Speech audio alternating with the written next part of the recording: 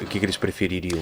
Eu acho que, assim, o que eu vejo, a parte que eu mais gostei da minha viagem foi me reunir com gente que ou está assessorando o Trump ou quer entrar no governo Trump. E tem aí um instituto de pesquisa que se chama Heritage Foundation, que... Tradicionalíssimo. Né? Super tradicional, mas agora vamos ver... Formula políticas públicas há muito tempo, Isso. Só que agora... Eu vou deixar você complementar, claro.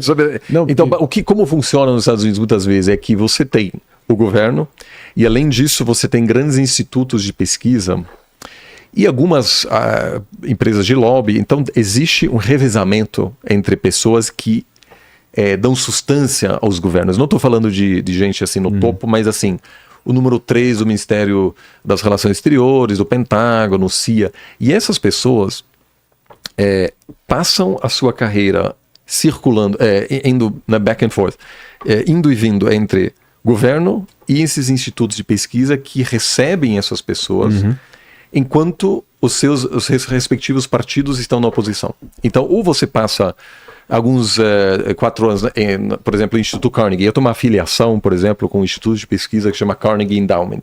Então, eles recebem um monte de pesquisador, etc., que passa 4 anos lá para depois tentar voltar para o National Security Council, Casa Branca, etc. E o Heritage Foundation tem sido mais tradicional republicano e agora fez um ajuste para ser mais trumpista, que é muito diferente desse conservadorismo tradicional. O Trump, se chegar lá dessa vez, ele tá com a coisa pronta. Assim. Exato. Eu acho que ele tomou todas as precauções. Primeiro, ele fez os movimentos necessários aí depois do susto e da debacle que ele tomou ali em 2020. Já estavam descartando ele como um cadáver insepulto. E ele mostrou uma resiliência absurda. Ele só seria o segundo... Se ele vencer, há de se lembrar, ele vai ser apenas o segundo presidente na história americana a servir 2 mandatos não consecutivos. O primeiro foi o Grover Cleveland, lá no século XIX, se não me engano. E ele voltando, ele pode ter reeleição? Não, né? Não. Os democratas ficam dizendo que você só pode servir 2 mandatos. 2 mandatos, sim. Não importa se é consecutivo ou não. O último que serviu 4 mandatos foi o Franklin Delano Roosevelt, conhecido como FDR. Aí formalizaram, já havia meio que um entendimento meio tácito ali. Isso, um entendimento tácito e depois foi formalizado. Mas se ele chegar, ele vai chegar com tudo pronto. Ele já se municiou com todos os think tanks, os grupos de interesse estão tudo alistado para realmente não dar, não deixar pedra por pedra. Dessa vez ele realmente não quer dar chance ao acaso. Sabe? Eu senti isso. O que eu senti falando com pessoas desse instituto foi assim. Eles têm relatórios prontos, assim, tipo day one, assim, tem as propostas legislativas e tudo. Então isso foi muito interessante para mim, e realmente não tem aí também nas conversas eu achei muito interessante, porque em várias dessas conversas eles sentiram que eu não estava... que eu não compartilho de algumas dessas ideias que eles estão falando. E o que eu achei super interessante é que não houve nenhum esforço que às vezes alguém nos Estados Unidos antigamente tinha de meio que tentar achar alguma convergência. Essas pessoas falaram assim 45 minutos no final. Eu falei, cara, então assim, só para encerrar, a gente discorda em tudo, né? Assim, basicamente assim, eu falo, tá bom, tchau. Assim, ou seja, eles estão chegando com sangue nos olhos. Sangue nos olhos. Então, eu acho que isso é o grande diferencial entre Trump 1 e Trump 2 é esse. Aí eu estou 100% de acordo com você. Olha, eu acho que tem um fator aqui que a gente mencionou pouco. O nome que tem... Basicamente é o Elon Musk. O Elon Musk é um baita de um fator e o Twitter sob nova direção. Tem pesquisas... Tem um peso... Não, mas é que o Twitter virou, talvez agora, já era a ágora moderna, né? A praça pública moderna. É onde os principais canais de pronunciamentos oficiais de autoridades mundo afora é o Twitter. Vamos ser sinceros, talvez seja a rede com o menor número de usuários em números absolutos, o menor engajamento comparado a TikTok e Instagram, mas para todos no Brasil, Facebook no Brasil, mas para todos os efeitos é o local onde, enfim, autoridades se manifestam, onde rumos de países são anunciados e tal. Então tem uma baita importância.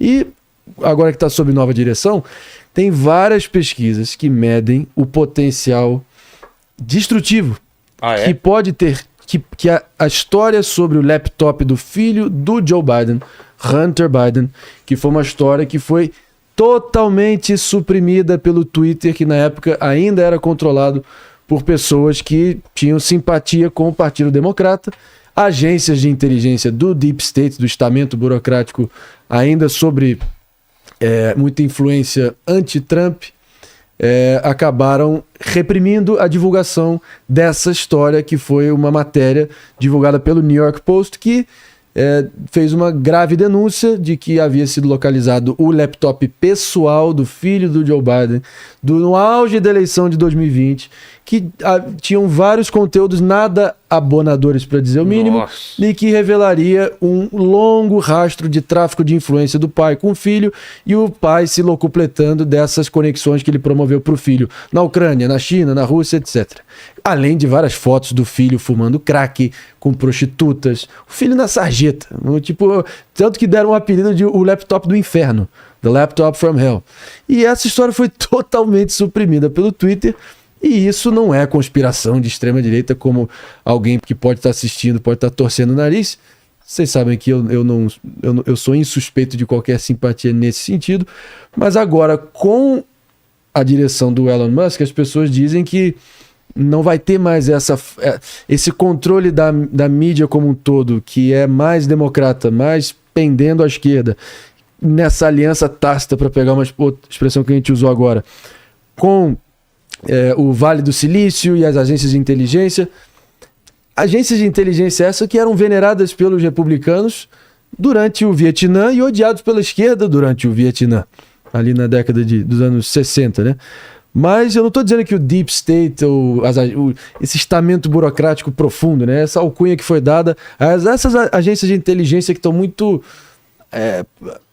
ativas com as seus próprios instrumentos e fazendo perseguições políticas em muitos momentos. Eu acho que eles não são esquerdistas por excelência, eu acho que eles são deep statistas, eu acho que eles defendem os próprios interesses e no momento eu acho que eles não vão ter forma de controlar o Twitter, que está dando vazão a ideias muito mais simpáticas ao Partido Republicano de modo geral, e pode ser um grande aliado que não foi em 2020, nesse controle do espaço da midiosfera de modo geral. Eu acho que isso é um novo contorno para essa eleição que favorece o Trump de certa forma. A ver. Queria a tua opinião também, porque você está vendo, você há de concordar que o Twitter de 2024 mudou, é diferente do de 2020. Sim. Eu não sei, assim, a gente só pode especular em relação a essa história do filho, né? Tem pesquisa que diz que se tivesse saído da forma que foi anunciado, poderia ter tido um impacto muito grande no Biden. Eu acho que assim, o que é controverso. Eu acho que tem amplamente sabido que o Beau Biden era uma espécie de nova estrela política que serviu no Iraque, etc., e morreu de forma trágica de um câncer do cérebro de forma precoce. O Biden tem superou muitas tragédias na vida. Ele perdeu a esposa e a filha num acidente de carro quando foi década de 70. Sim, jovem, etc. Aí perdeu o filho, e o outro filho que está vivo só deu desgosto.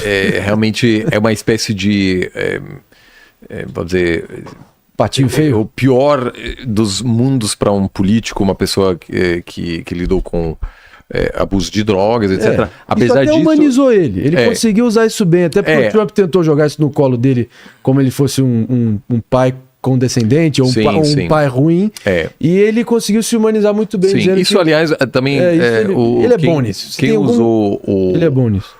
Quem usou isso para se humanizar também foi o próprio Bush filho, né, que também tem um longo histórico de alcoolismo, etc. Verdade. De usar isso como uma história de superação.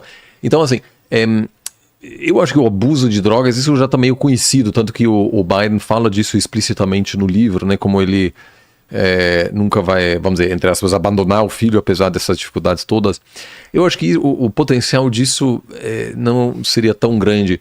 O que eu me pergunto é que eu hoje não acho que essas instituições, eu tenho dúvida se essas instituições tenham o poder que alguns dizem, porque a não ser que um grande, vamos dizer, um jornal, um canal de televisão compra algo para não publicar, como foi o caso desse caso da Stormy Daniels, né? A ideia é de comprar uma história, comprar os direitos exclusivos e não publicar e enterrar. Eu acho que hoje a fragmentação da paisagem, vamos dizer, de mídia aumentou ao ponto de, eu me pergunto se houvesse uma informação nesse nível, se não teria colar. Sido... Não, porque não foi publicado antes, porque não... Eu acho que essas instituições, essa elite midiática perdeu muito poder em função da fragmentação. Então, mas perdeu para quem? Para as mídias alternativas, para os canais independentes. Sim. Vilelas mas qual seria o processo pelo qual o New York Times impediria que o Newsmax da vida publica isso? Não, foi o Twitter. O Twitter reprimiu essa história. Sim, ou seja, você não está falando de novas revelações. Mas por que ela não se relaciona na mídia tradicional? Não, mas você está falando da mesma coisa. Você está dizendo que não haveria novas revelações, apenas mais visibilidade sobre uma história já conhecida. Que foi totalmente sufocado ali na Gênese. Gênese. Foi suprimido. Não posso ter mais assim, claro que isso. Mas ela está conhecida nas mídias alternativas. Naquele momento histórico, no auge da eleição, quando ela foi divulgada inicialmente, ali houve claramente uma articulação vindo das agências de inteligência, pedindo para suprimir e banir. Mas como... Literalmente, que nem a matéria da Cruzoé que o Toffoli mandou tirar, dizendo a revelação do amigo de meu pai. Não quero trazer nenhum problema aqui, fica na minha conta. Mas o importante é que é a mesma coisa. Então, eu acho que assim... Foi removido o link. Eu acho que a gente, de qualquer forma, seria muito bom se a gente fizesse outro debate, inclusive para retomar algumas questões que a gente hoje não tem como saber. Sim. Tem algumas hipóteses, né? A gente tem a questão da migração, que vai ser muito interessante. Eu acho que o voto negro, o voto dos latinos, né? Se a gente botar os dados pós 5 de novembro, vai ser muito interessante, porque a gente pode meio que continuar essa conversa. Eu hoje em dia, eu acho que a nossa discordância talvez seja um pouco em relação à capacidade dessas instituições em ainda fazer isso acontecer. Eu concordo que o poder desse está em declínio, e nós concordamos, e eu acho que talvez a discordância é em relação ao poder que esses grupos ainda têm para fazer esse tipo de coisa. Eu tendo a achar, mas talvez porque na minha convivência, eu digo isso dizendo assim, tem essa piada permanente que eu faço parte da CIA, mas eu conheço muitas pessoas da CIA, inclusive pessoas que atuaram em governos anteriores, hoje estão na CIA, depois vão para institutos de pesquisa, ou seja, eu mantenho contato com eles porque muitas vezes são analistas políticos, né? Eles não têm assim, alguns deles terão muito poder, mas eles têm uma atuação pública, ou seja, você pode marcar uma reunião na CIA. Eles já estão descompatibilizados dos quadros da CIA. Sim, ex-oficiais. Na verdade, não. Se você, por exemplo, quando foi para o da USP ou da FGV, é comum que você recebe uma visita, se você quiser, e aí vem 4 pessoas, 2 são do consulado, te dão o seu cartão, e 2 não dão cartão. E aí é entendido que essas pessoas atuam provavelmente na CIA, mas a gente mantém um bate-papo, que é normal, eu faço isso com os chineses, com os russos, para se manter conectado. Então, assim, é muito a partir dessa interação que, assim, eu acho que hoje... Você acha que é superdimensionado o poder que a CIA exerce? Não, certamente, é uma instituição que possui alguma influência. Eu só acho que, eu talvez acho que perdeu muito mais rápido em função dessa fragmentação da mídia, mas vamos ver, assim, eu não quero descartar esse cenário, eu só quero dizer assim, eu acho que há muito tempo esses esses órgãos não têm mais a capacidade de realmente pautar a agenda com a mesma facilidade que foi o caso nos anos 70. Não, tudo bem, não estou falando de Então, Operação assim, Condor. Não, eu sei. Mas assim, Mas se eles já têm esse histórico, o que te faz pensar que eles não têm essa capacidade de influenciar em algum grau nessa guerra cibernética, nesse novo terreno talvez social que a gente vive? Eu acho que assim, existe talvez uma percepção de que eles são meio que super competentes, etc.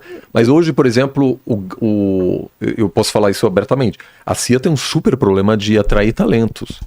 É um grande problema. Então, eu imagino. Então, assim, as pessoas não são as mais espertas, assim. A gente às vezes imagina assim, o cara super esperto. O último foi o Mulder, né? No X. Eles têm um problema porque é um ambiente... Eu digo isso como... Isso que me disse alguém da CIA, que um dos problemas é que se você é contratado pela CIA, você não pode mais mexer no seu celular durante o dia, na jornada de trabalho. E os jovens não querem isso. Entendeu? Então, assim, tem, mas e vai ser interessante como, vamos dizer, o Twitter é diferente, nisso a gente concorda, altera o ambiente. Né? E aí o Twitter é interessante porque ele é meio elitista, no sentido de, não é assim as massas que vão estar lá, mas ele consegue pautar a agenda, eu concordo com isso. Total. E vai ser muito interessante ver como isso, inclusive, alguns dizem que o Musk... Tudo é possível. Alguns até dizem, pode até ser um assessor, não pode ser vice porque não nasceu nos Estados Unidos. Mas pode ter algum papel. Vamos ver, vai ser super interessante, mas eu acho que a tendência, às vezes, você usou essa palavra superdimensionar, eu acho que às vezes até a gente superestima a capacidade desses órgãos, porque hoje os talentos top das faculdades americanas que vão ingressar no serviço público, eles não vão mais nesses lugares. É difícil, a CIA tem muita dificuldade. Eu não quero dizer que eles contratam os mais burros, mas... deve ter um processo seletivo violentíssimo, né? Então, isso é a questão. Não é tão difícil entrar porque eles têm dificuldades, porque o cara top de linha que se forma na faculdade... mas aí você vai ascendendo na carreira corporativa a partir da tua destreza, da sua competência. Sim. Eu só digo... Eu imagino que os caras que realmente podem estar ali numa posição decisora... Eu só acho, por exemplo, assim, o Pentágono é hoje... onde se eu tivesse 22 formado em, sei lá, Princeton, em políticas públicas, eu iria lá. E não no Departamento de Estado, que não tem mais grana. Então, provavelmente lá nessa área de defesa. Claro, CIA é interessante, mas assim, eu acho que os maiores talentos que nos anos 70, 60 iam para a CIA, eles hoje buscam outros caminhos. Pode ser. Mas vamos ver. Vale a pena checar também. Vale a pena checar então também. Já está marcado que vamos dizer o que 10, 15, vamos dizer assim, 7 de novembro. Isso. Funciona para vocês? 6 de novembro. Vamos lá. 6 de novembro ainda. Eu não sei se vou estar lá, você provavelmente vai estar lá. A gente combina. De repente quem sabe a gente faz um Fazemos porque lá. você vai estar nos Estados Unidos provavelmente, né? Não, cara, eu quero apresentar a cobertura ao vivo. Eu tenho aqui, né? Acho pra mim Bom, eu fico pinto no lixo apresentando uma apuração de eleição americana. Pra mim não, talvez vamos fazer uma análise pós final de Champions League, né? Isso. Na minha opinião. Vamos fazer pós. Combinado.